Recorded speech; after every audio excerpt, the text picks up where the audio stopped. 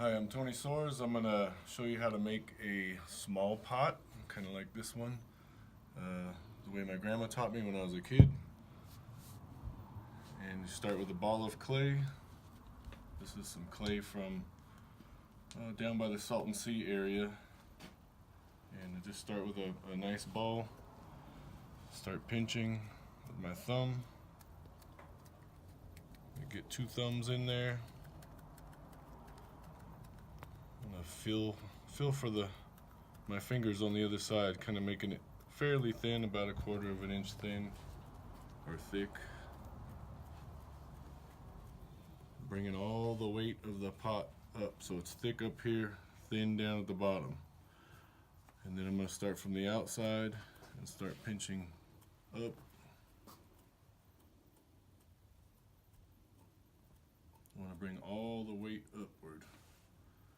Then I'm going to go and thin out this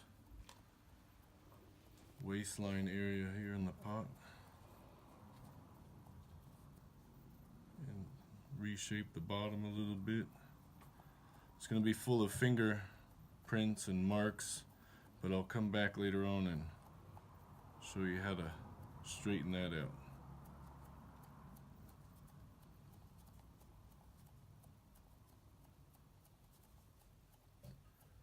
Just making sure it's real even thickness all the way throughout the pot.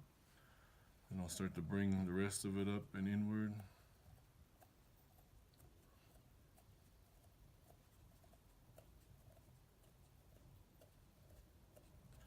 And I'm doing what I call the tri-pinch. I got a pinch and a smear kinda, and then push over from the thumb. So it's all kind of working together. And then on the outside I got my hands kind of pressing a little bit to keep the pot uniform. Switch to just 2 fingers, or 1 finger on the inside. I'm gonna bring it all up.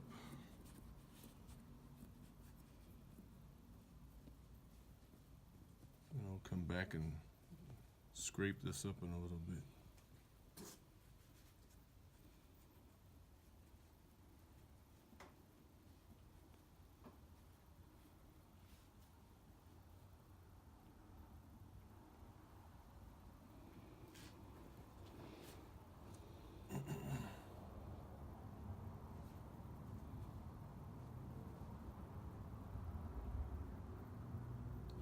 So there's at a rough state. I'm going to use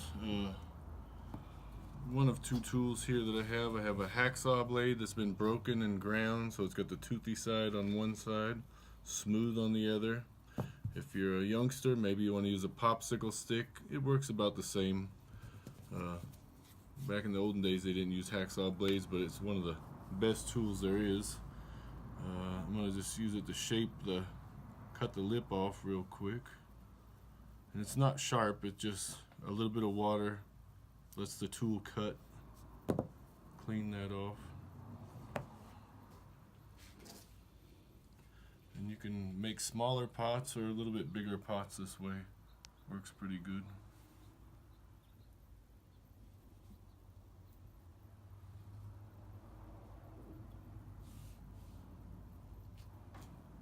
So from this point, what I usually do is I'll let it sit for about 20 minutes or a half an hour, and then I'll come back and I'm going to scrape the surface.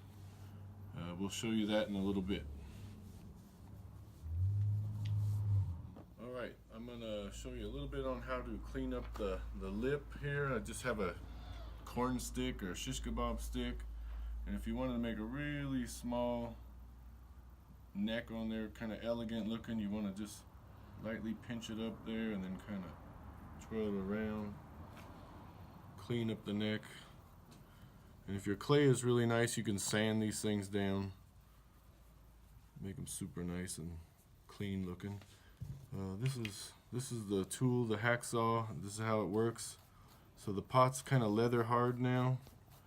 And I'm going to just scrape all the bumps into the shallow areas from the fingerprints, and you just use a little bit of water. You don't want to ever get this clay really soaking wet, then it becomes a nightmare to work with. And if the clay becomes too dry too, it also makes it quite hard to work with.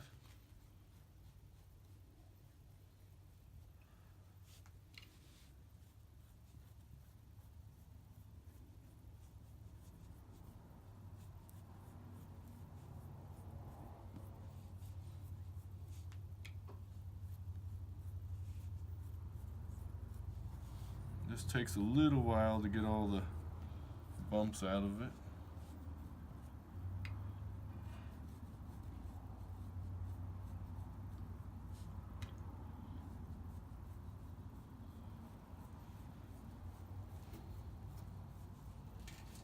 This technique I learned years ago. My grandmother had taught me how to make little pinch pots, a couple of different methods, and I'll try to show all these on video. But the hacksaw blade I learned from some fellas down in Chihuahua, Mexico. Nicholas Casada and Juan Casada. A lot of the Mato Ortiz potters use these hacksaw blades, and I'm not sure if they invented the tool, the broken hacksaw blade, but it's one of the best tools there is for clay making or pottery making.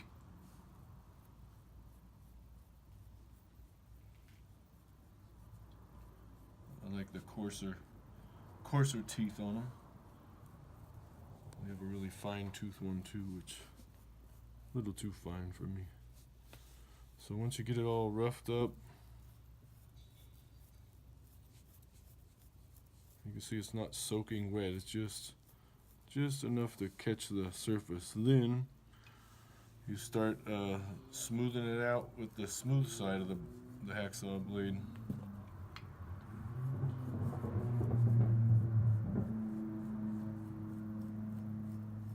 I'm just using a real light touch. The blade is kind of at an angle to the pot, almost like you're putting, I don't know, peanut butter on a sandwich. If you have it straight up and down, it tends to catch a little bit more, so it's better to have a little bit of an angle on there.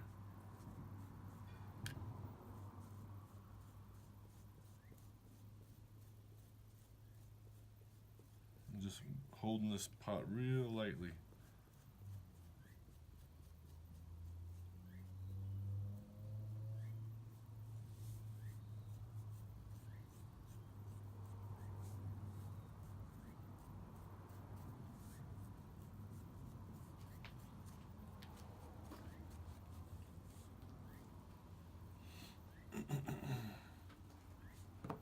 If you're going to use the popsicle stick, if you're a youngster, they work just as nice.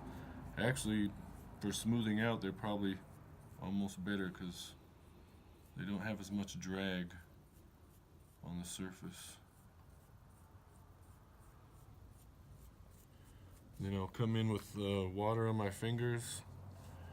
This is the only time when I really get my clay wet. It's at the very end where I just want to slicken up that surface and get a nice little patina to it or shine to it.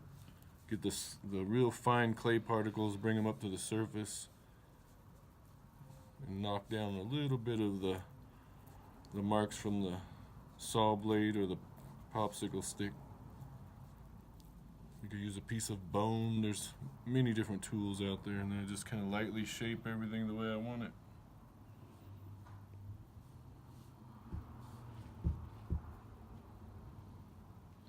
And let it dry a couple of days, and then I'll fire it. Thanks for watching. Please subscribe.